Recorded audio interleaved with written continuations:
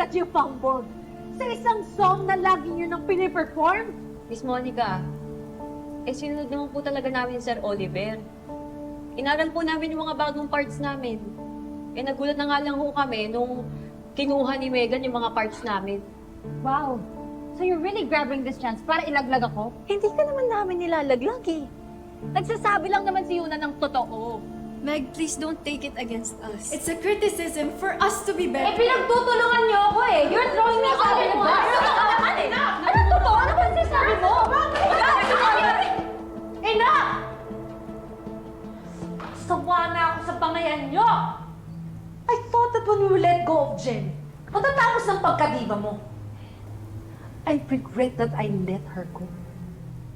Kasi it seems that she's not the problem.